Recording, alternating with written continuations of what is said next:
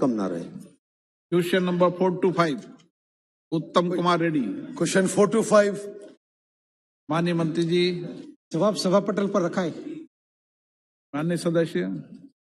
Thank you, Speaker, sir. My question was about the Anganwadi centers, the honorarium being paid to the Anganwadi workers and helpers, and about the rations being supplied. Speaker, sir, through you, I'd like to ask the government that in the reply given, in your written reply, you have said rations supplied to Telangana state for Anganwadi services, 19,000 tons of wheat, 6,000 tons of rice, and another 19,000 tons of fortified rice. Sir, to you, I'd like to bring to the notice of the government that not even 1 grain of wheat or not even 1 grain of fortified rice has been supplied to the Anganwadi centers in Telangana. Let me complete, ma'am. The only food grain actually supplied to the Anganwadi centers has been coarse rice with lot of broken rice and foreign material. So I'd like to ask the government, sir, what was the actual supply of food grains to Anganwadi centers in the year 21-22? The second, I'd like to bring to the notice of the government through you that for the Anganwadi centers in Telangana, rice, dal and oil are being supplied. But for everything else, to buy gas cylinders, to pay electricity bills, for vegetables, salt and other condiments, only for every child 1 rupee 15 paisa per day and 2 rupees 40 paisa per day for a pregnant or a lactating mother is being paid. Now, even this, the bills have not been paid to the Anganwadi workers and helpers by the state government for last 6 months.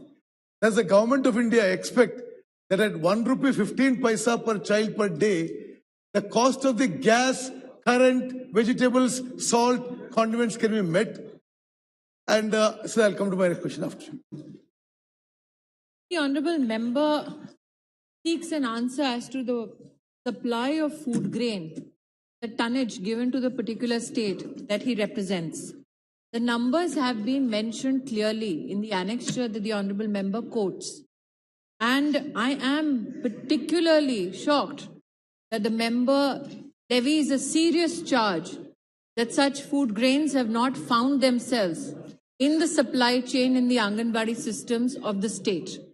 I will, with a note of caution, take his outrage pointedly to the state government and seek an explanation.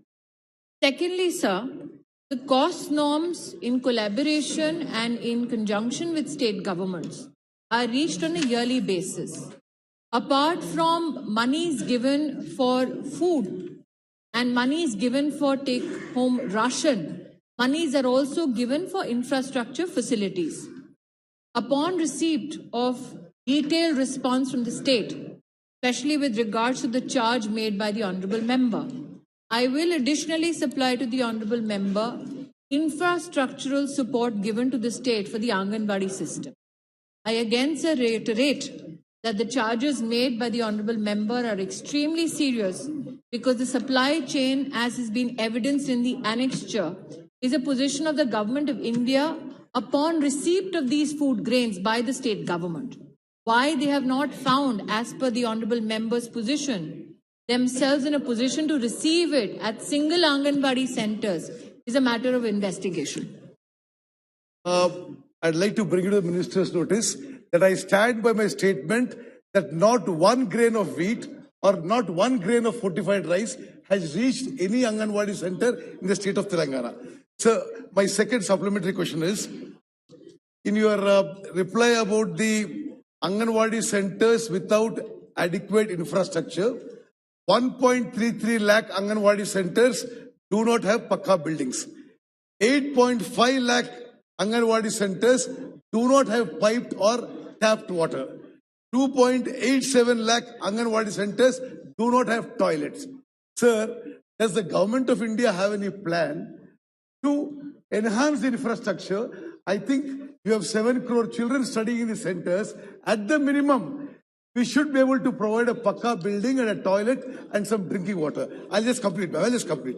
Sir, as per the minister's reply, Anganwadi workers and helpers are being paid, Anganwadi workers are being paid 4,500 rupees per month.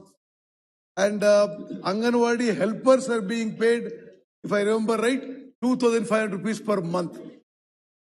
Okay, the state governments are adding something and paying.